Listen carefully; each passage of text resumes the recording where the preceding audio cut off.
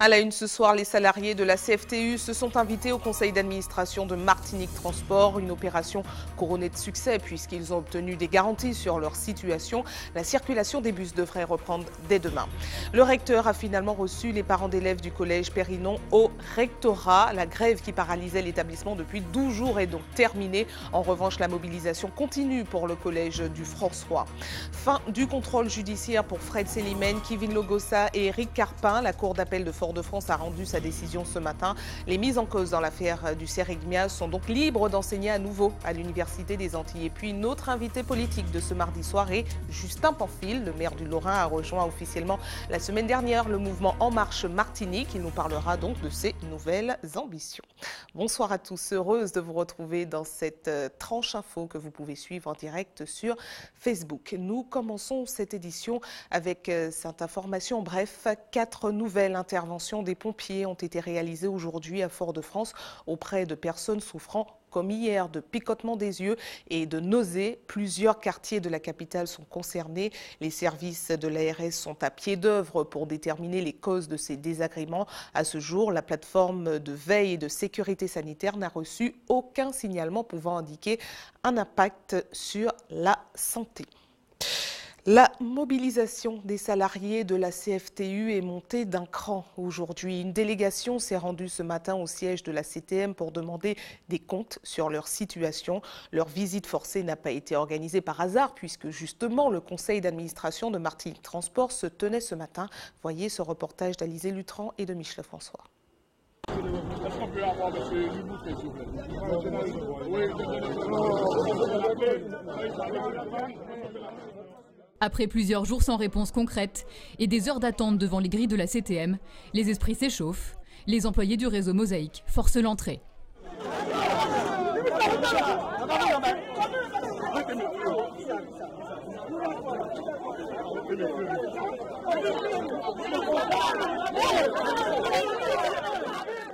De l'autre côté de la porte cadenassée, Louis Boutrin, le vice-président de Martinique Transport. Monsieur Boutrin, tu es venu. Alors ce soir, de nous partir et puis pour la mort. Face à la virulence des grévistes, l'élu décide de les recevoir sans plus tarder. Vous avez souhaité que les 3 syndicats soient reçus. Nous proposons qu'il y ait 4 personnes par délégation. Donc ce sera une délégation de 12, comme on s'était entendu. Après de longues heures de tractation, les syndicats ressortent avec plusieurs garanties. Par rapport au versement de la contribution avant le 20, pour assurer les salaires des salariés, des co-traitants et des sous-traitants. Donc ça a été acté. Et puis concernant effectivement, on avait un petit peu du mal à savoir que les salariés qui ont fait des formations, qui ont été promus pour des postes au niveau du BHNS, ils avaient un petit peu peur. Aujourd'hui, on a la garantie que ces salariés-là vont pouvoir accéder au BHNS. Si ce problème ponctuel a pu être résolu, reste la question de fond, celle du coût d'exploitation du futur TCSP. L'autorité unique de transport et son prestataire, la CFTU, ne sont toujours pas parvenus à s'entendre. La guerre des chiffres continue. Les chiffres donnés aux représentants du personnel s'élèvent à 6 € le kilomètre. Or, les chiffres qui ont été transmis par la direction de la CFTU à Martinique Transport sont de 22 € le kilomètre. Donc, ce que nous avons proposé devant ce désaccord, c'est d'avoir une réunion tripartite entre les représentants du personnel et la direction de la CFTU en présence de l'autorité délégante qui est Martinique Transport. La réunion est prévue le 10 avril prochain pour débloquer la situation. En attendant, un protocole d'accord a été signé entre les deux parties qui devrait acter la reprise du service sur le réseau Mosaïque dès demain. Autre grève qui est terminée aujourd'hui, une bonne nouvelle d'ailleurs pour les élèves du collège de Périnon puisqu'ils pourront reprendre les cours dès demain.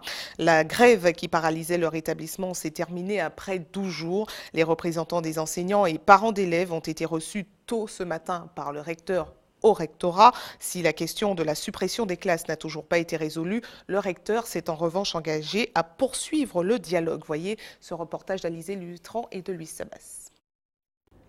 Le rendez-vous était particulièrement attendu. Durant de longues heures, enseignants et parents d'élèves ont fait le pied de grue devant le rectorat.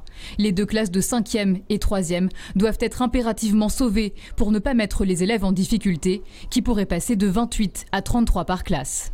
Nos enfants ne peuvent pas apprendre dans ces conditions et au-delà de ça, ils ne peuvent pas être accueillis dans des classes où les normes de sécurité ne sont pas respectées. Je crois qu'aucun parent ne tolérerait qu'un enfant soit mis en danger lorsqu'il va à l'école. C'est pas possible. Après 12 jours de mouvement et autant sans leçon, les 600 élèves ont accumulé du retard. Mais pour les enseignants, mieux vaut prévenir que guérir. On n'a jamais arrêté d'envoyer des choses sous pronote à nos élèves. Tous les soirs, les enseignants dans toutes les disciplines envoient du travail, suivent leurs élèves. C'est pour bien montrer aussi qu'il faut faire la distinction entre les choses. On se bat parce qu'on pense au futur.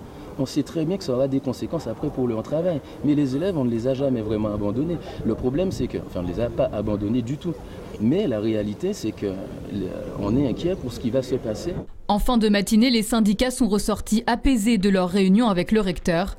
Il leur a promis d'étudier plus attentivement le dossier pour garantir des conditions de travail décentes aux élèves avant de revoir les représentants le 13 avril prochain. La communauté scolaire reste mobilisée, mais les cours reprendront normalement dès demain matin.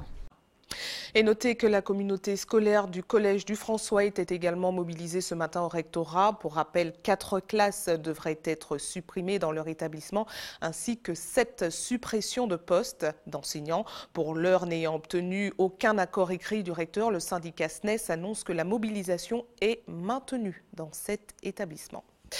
Éducation, toujours avec un jugement qui risque de faire couler beaucoup d'encre. La Cour d'appel de Fort-de-France a infirmé ce matin la décision du juge des droits et des libertés concernant les 3 mises en cause dans l'affaire du Sérigmia. Fred Selimène, Kevin Logossa et Éric Carpin ne sont plus sous contrôle judiciaire et peuvent donc reprendre l'enseignement s'ils le souhaitent. Voyez ce reportage de Johan Boulard. Fred Selimène, Kevin Logossa et Éric Carpin peuvent reprendre le chemin du campus de Schellcher. En prononçant la levée de leur contrôle judiciaire, la Cour d'appel annule les mesures restrictives qui pesaient sur les 3 mises en cause dans l'affaire Sérigmia. Ils peuvent donc recommencer à enseigner, se rendre librement sur le campus et même entrer en contact avec la partie civile, en l'occurrence l'Université des Antilles. Un verdict qui, selon sa vice-présidente, tombe au plus mauvais moment, alors même que l'université tente de renouer des liens solides avec ses partenaires. C'est une affaire qui grève le fonctionnement de l'université depuis de très nombreuses années. Nous avons besoin effectivement de travailler dans la sérénité et pour cela, il faut que nous ayons les décisions de justice définitive qui soit apportée avant de remettre encore à l'université des personnes qui vont amener forcément des interrogations. Pour l'heure, les intéressés n'ont pas précisé s'ils reviendraient effectivement sur le campus, ni quand. Mais certains de leurs collègues entendent être particulièrement attentifs à leur méthode. Je serai particulièrement vigilante à l'égard de la manière dont se passera ce retour, étant entendu que la personnalité et les habitudes en matière de relations de travail de l'une au moins des personnes concernées peuvent nous mener à nourrir un certain nombre d'inquiétudes. Le comité de vigilance se dit indigné par la situation. Le retour de la mise en cause aurait pu être évité. J'ai simplement interpellé mon université et Monsieur le Président en disant que si on ne prenait pas peut-être l'avocat le plus idoine, le plus adapté pour ce type de choses, nous aurions ce résultat. Il se trouve que nous avons le résultat donc qui était prévisible en fonction de la spécialité de l'avocat peut-être qui a été choisi. Que l'on soit un enseignant, que l'on soit un administratif, que l'on soit un étudiant, chacun va voir s'il préfère que des personnes qui sont soupçonnées de lourdes charges pour lesquelles nous remboursons. Je sors d'une réunion encore où on nous dit qu'il n'y a pas d'argent pour pouvoir réparer, même peindre les murs. Donc chacun fera ses choix pour savoir quelle université il veut, ou tout simplement s'il veut une université pour nos territoires. Si Fred Selimène, Kevin Logossa et Éric Carpin ont obtenu gain de cause devant la Cour d'appel de Fort-de-France, ils auront de nouveau à comparaître devant le Conseil national de l'enseignement supérieur et de la recherche le 9 avril prochain.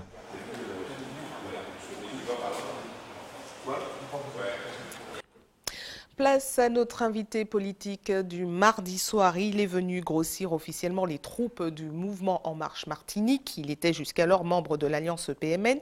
Il est maire du Lorrain et il nous parlera de ses nouvelles ambitions. Justin Pamphile, bonsoir. Bonsoir et bonsoir aux téléspectateurs. Merci d'avoir accepté notre invitation. Alors, vous avez été militant du programme d'Emmanuel Macron, donc ça ne surprend pas tellement que ça que vous... Pas que militant, j'ai parrainé la candidature d'Emmanuel Macron. Et d'ailleurs, vous l'avez parrainé depuis le début, donc vous êtes apparenté à ce mouvement. Mais maintenant, c'est vraiment officiel, vous faites partie du mouvement. Est-ce que ça signifie que vous allez quitter obligatoirement l'Alliance Ensemble pour une Martinique Nouvelle? Alors d'abord, préciser que j'ai rejoint le comité politique donc, de Mouvement En Marche, donc avec les deux colistiers maires qui sont Raph Monplaisir et Christian Raffa. Et évidemment, je l'ai dit et je l'ai précisé que ma démarche est une démarche qui est à la fois personnelle et individuelle. Mon mouvement politique, qui est donc le mouvement issu des élections municipales, donc le Rassemblement des forces lorinoises, lui, est membre de Ensemble pour une Martinique Nouvelle. Donc avec mes camarades, c'est une discussion que nous avons eue, et je répète ce que j'ai eu à répéter. Vous avez eu la discussion avec qui? Alors, mes camarades de mon mouvement politique, au Lorrain. Ah, d'accord, oui. Et pas avec EPMN. Et là, je répète ce que je dis souvent et que j'ai eu à répéter très, très régulièrement, c'est que je vais rencontrer donc les membres du mouvement qui composent Ensemble pour une Martinique Nouvelle pour avoir une discussion franche avec eux sur la base des éléments que j'ai eu à énoncer précédemment. Donc par conséquent, je suis moi très au clair dans ma démarche. Je ne suis inféodé à aucun parti. Je suis dans le comité politique d'En Marche et je pense qu'il y a du travail à faire pour la Martinique. En tout cas, c'est l'état d'esprit qui m'anime par rapport à cette adhésion.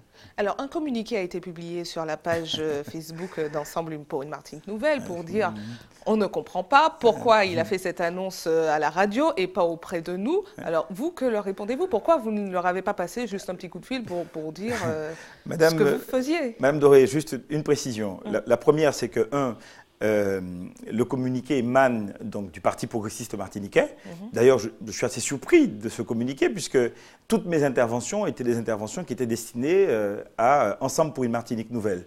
Si vous faites le calcul, aucun des 10 autres mouvements qui composent Ensemble pour une Martinique Nouvelle. Bon, peut-être parce que le plus gros mouvement d'Ensemble pour une Martinique Nouvelle, c'est le PPM. C'est peut-être pour ça que... Il n'y a pas de plus gros mouvement. Chaque mouvement qui compose Ensemble pour une Martinique Nouvelle... Celui qui avait le plus de membres, on va dire. Chaque mouvement qui compose Ensemble pour une Martinique Nouvelle compte pour une voix qu'il ait 1 ou 2 militants. Ce n'est pas ce qui est important. Donc par conséquent, je n'ai pas très bien compris le communiqué. Mais vous ne comprenez pas le fait qu'ils disent pourquoi vous parlez à la radio avant de nous parler à nous? Non, pas du tout. Je suis libre, je le répète, je suis un mouvement libre, indépendant. Je ne suis inféodé à aucun des autres partis qui composent l'Alliance. Et je crois que si on regarde très bien le fonctionnement de l'Alliance, moi je crois que personne n'est inféodé à l'autre. Par conséquent, d'ailleurs l'Alliance n'est pas un parti politique, c'est un groupe d'hommes et de femmes qui ont accepté de travailler ensemble.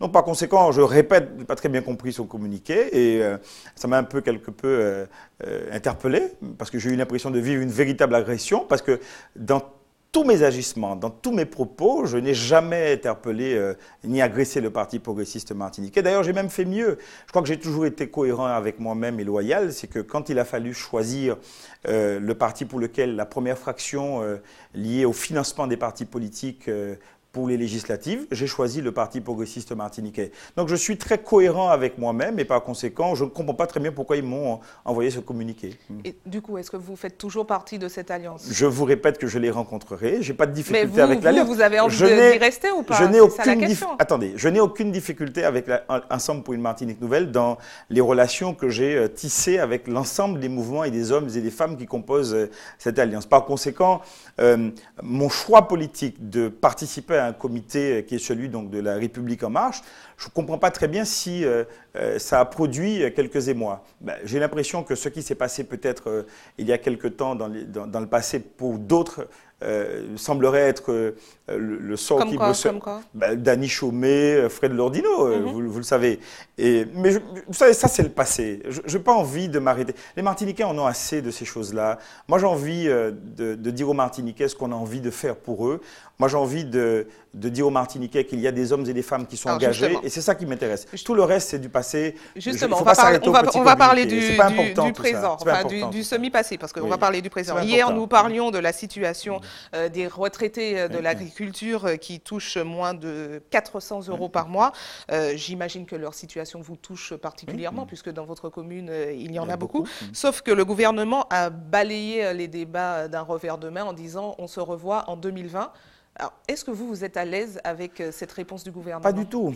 Et le positionnement que j'ai pris dans le comité politique, c'est justement pour faire écho de ce qui, en Martinique, constitue nos réalités. Et je pense que le comité politique d'En Marche, Martinique, doit pouvoir, à un moment donné, faire écho de nos réalités. La Martinique est un territoire où il y a beaucoup d'agriculteurs, en particulier dans le maraîcher, dans le monde de la banane. Et vous avez des gens qui ont de petites retraites. Et quand on regarde le pouvoir d'achat, quand on regarde le prix des articles qui sont vendus ici ou là dans les grandes surfaces, mais même des produits locaux, j'ai du mal à comprendre que cette position-là soit une position qui soit tenable. On ne peut pas ne pas prendre en compte la réalité des personnes quand ces personnes-là sont dans la difficulté. Par conséquent, dans ce comité politique, nous allons en discuter. Nous allons certainement faire remonter au niveau national les éléments d'appréciation que nous avons de ce qui nous est fait retour sur le terrain en Martinique. Par conséquent, le fait d'être dans le comité politique n'a pas fait de nous des béni-oui-oui ni des godillots. Donc, je crois que tous les hommes qui aujourd'hui et toutes les femmes qui composent le mouvement En Marche ou le comité politique ont cette volonté que la voix de la Martinique, que la voix de la proximité de la Martinique soit entendue. C'est ça le sens de ma démarche.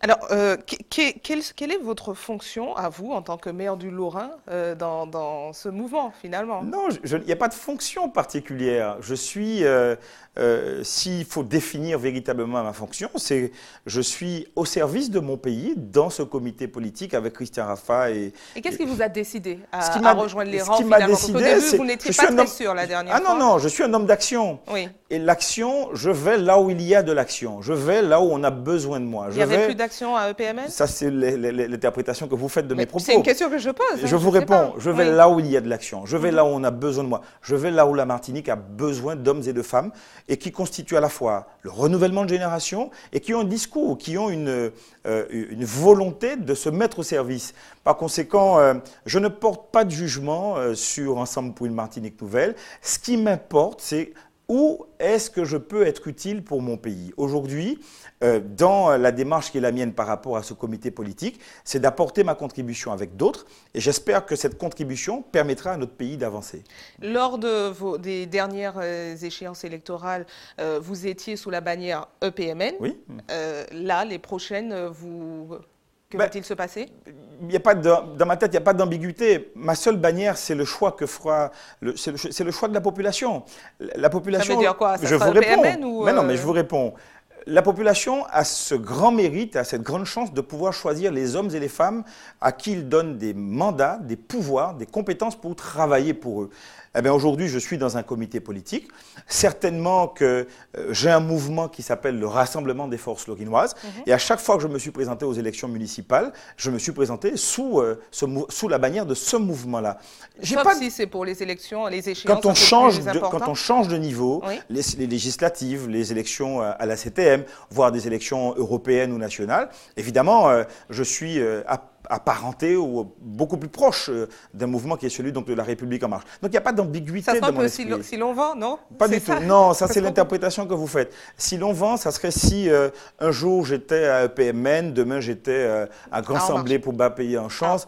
C'est pas du tout ce que je fais là. Ce que je fais là, c'est que vous avez un gouvernement avec une tendance politique qui est celui de la République En Marche et vous trouvez normal que dans notre pays, qu'il n'y ait aucun représentant politique qui soit en capacité ou qui puisse porter la voix des Martiniquais auprès des gouvernants au niveau national. Je ne trouve pas ça tout à fait normal. C'est le rôle des députés. Hein. Écoutez, si les députés sont membres, eux, du mouvement En Marche, ce qui n'est pas le cas.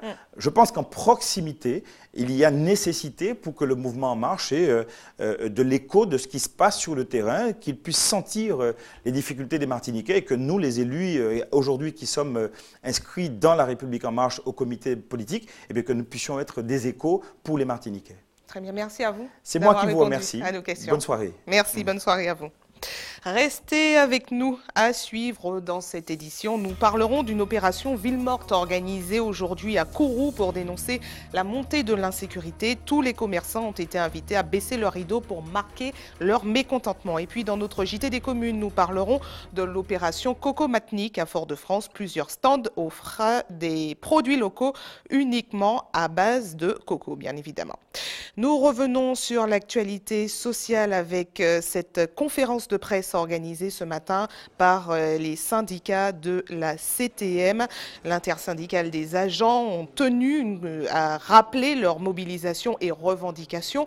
Les syndicats réclament l'ouverture des négociations pour aborder la mobilité des agents, le bilan social de la collectivité, la mise en place des procédures permettant de raccourcir les délais et de répondre de manière cohérente aux demandes adressées à la collectivité ainsi que l'instauration d'un vrai dialogue social. Voyez les précisions recueillies par Johan Boulard. Nous avons été reçus par 5 élus, donc M. Marinette Torpille, Francis Carole, M. Mouanchi et quelqu'un d'autre que je ne connais plus. Mais en tout cas, M. Laventure a fait une petite apparition rapide en faisant son petit discours habituel.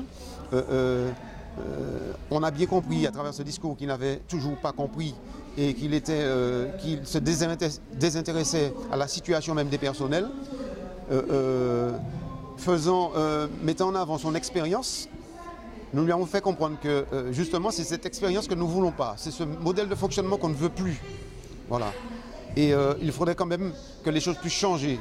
Donc il a dû rester un petit quart d'heure et puis il est parti. Mais en tout cas, c'est ce comportement et cette manière de fonctionner que nous ne voulons pas.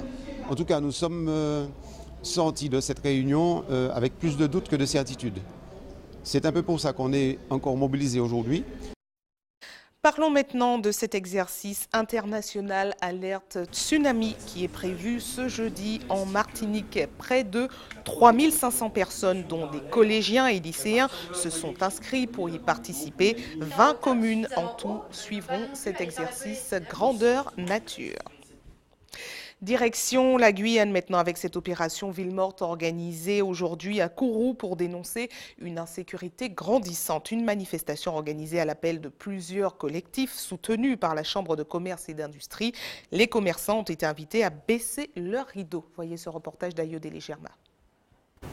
Sollicité directement après l'incendie de l'hôpital, le centre hospitalier de Capesterre-Belle-Eau a alors accueilli des patients en provenance du CHU. Aujourd'hui, on a la possibilité en effet de pouvoir accueillir une quarantaine de patients issus du CHU. Ils sont venus heureusement avec leurs soignants, puisqu'ils sont venus accompagnés par du personnel du CHU.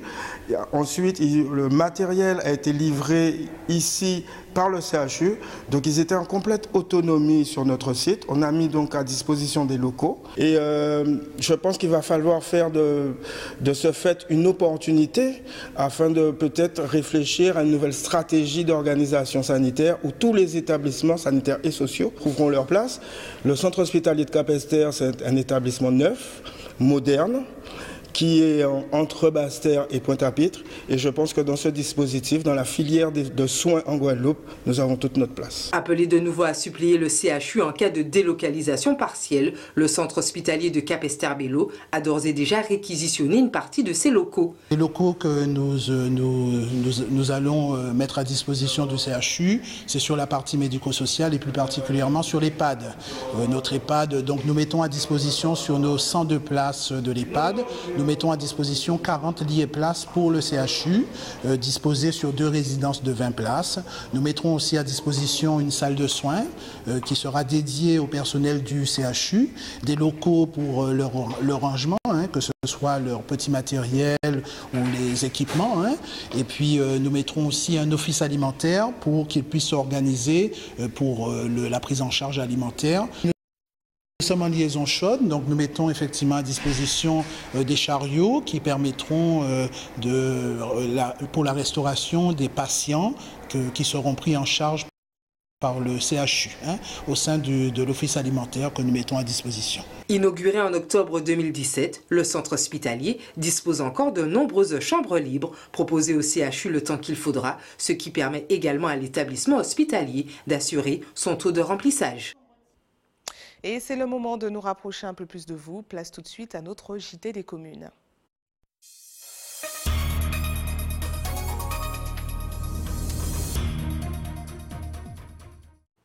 Un JT des communes qui vous emmène à Fort-de-France avec cette opération Coco Matinique qui a commencé ce matin. Plusieurs stands sont installés avec pour produit phare le coco. Hubert Bornil et Guy Raphaël René se sont rendus sur place. Regardez. L'Alliance a fait business coco kaoulé ici. En tout cas, on peut dire que ce sont des débuts un peu timides. Cela s'explique par la difficulté de transport du moment. Mais Cocoa, je dis, mais ils ont décidé pour première édition de la météo d'Ouvent, valoriser le produit du pays et montrer surtout tout ce que l'on peut faire à partir de la noix de coco. Le coco dans toutes ses expressions, une valeur sûre de notre patrimoine culturel avec à la clé de nombreuses déclinaisons économiques. Depuis la noix de coco que l'on peut trouver un peu partout jusqu'aux différents produits de transformation, ici la tablette coco, la farine de coco, l'huile de coco ou encore, beaucoup plus surprenant, le boudin de coco qui semble avoir déjà la cote sur cette place Véronique Fabien. Il y a un arrière-goût vraiment du coco même du pays, très bon. Je ne sais pas. Ou tu as mangé ça avant? Non, jamais. Et c'est par hasard que j'ai mangé parce que moi, c'est par hasard et puis voilà. Boudin au coco. Faut ça, mon mec là. Essayez, c'est bon. Mettre le coco en vedette, une idée du service d'animation économique de Fort-de-France en concertation avec Marchand de Foyal et Fariba, une petite unité de transformation située à Sainte-Marie, une première édition, en tout cas qui en dit long sur les objectifs des organisateurs. On a bien sûr sous cet espace de l'huile de coco, les confitures, les tablettes et tout. Il y aura des panneaux d'information qui vont arriver, des feuillets d'information qui vont arriver. Mais c'est d'abord et surtout permettre aux consommateurs martiniquais de se dire bon, quand il y a un peu de coco, on va faire un bail.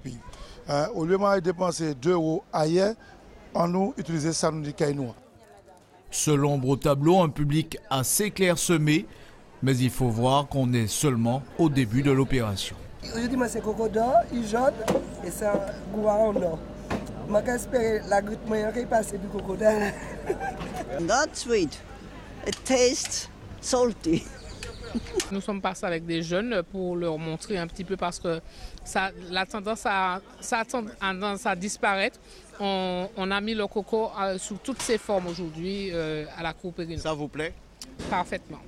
Impeccable. C'est convivial, c'est très bien. Ouais. C'est très bien, ouais, c'est très bien. Là, le produit est préparé devant nous, là, c'est bien. On sait ce qu'on mange là au moins. En tout cas, si l'on doit retenir quelque chose, c'est l'effet produit sur les consommateurs. Tous semblent en effet apprécier la démarche. Donc voilà l'ambiance ici. Pendant 4 jours, ça sera comme ça. Notez demain l'opération chou vert. Alors Lani, la poudre de patate, Lani, qu'est-ce qu'il y a? Banane, patate, et puis là c'est... Voilà, je tiens pour toi, tu mets. Hein? Voilà. C'est comme ça. Information pratique avant de refermer cette édition. Notez que des travaux de réparation de la couche d'enrobé seront réalisés sur la RN9 au quartier Giratoire et Étangs-Abricots jusqu'à ce vendredi de 20h à 5h du matin. La circulation sera réduite à une voie dans la zone du chantier. La vitesse sera donc limitée à 30 km/h. La piscine municipale et l'école de voile du François ferment leurs portes exceptionnellement en raison de la présence trop importante d'algues sargasses sur le littoral. Les activités ne devraient reprendre que lundi prochain aux heures habituelles d'ouverture. Et puis notez également que des coupures de courant sont à prévoir dans 4 communes demain. Au Gros-Morne pour commencer de 8h à 10h dans les quartiers Flamboyant et La Vierge. Au Carbet également de 8h à 13h dans les quartiers Petit-Anse, Le Fromager, Le Trou-Anse-Turin, Habitation Beauregard, Boubois, Le Trou-Morne-Germain, Beauregard, Route de Bagatelle, Le Fromager, Rue des Hibiscus et lotissement Le Fromager. Et puis, dernière commune, au Morne-Vert, de 8h à 13h dans le quartier Beauvallon. Et puis, encore au Lamentin, de 7h à 9h dans le quartier et la zone artisanale Larentie. Et enfin, à l'habitation Guigneran. Et puis, enfin, dernière information pratique à l'attention de ceux qui souhaitent faire un don de sang demain. Notez qu'une collecte sera organisée de 9h à 14h sur le parking du centre commercial La Galeria. Et puis comme chaque jour ouvré, une équipe sera également à votre disposition de 9h à 16h derrière le CHU Pierre Zodda Kittmann à la maison du don de 9h à 16h donc. Et c'est la fin de votre journal local et régional. Mais ne bougez pas, la tranche info continue. On se retrouve dans une poignée de secondes avec Régine Germani en Tchèque. A tout de suite.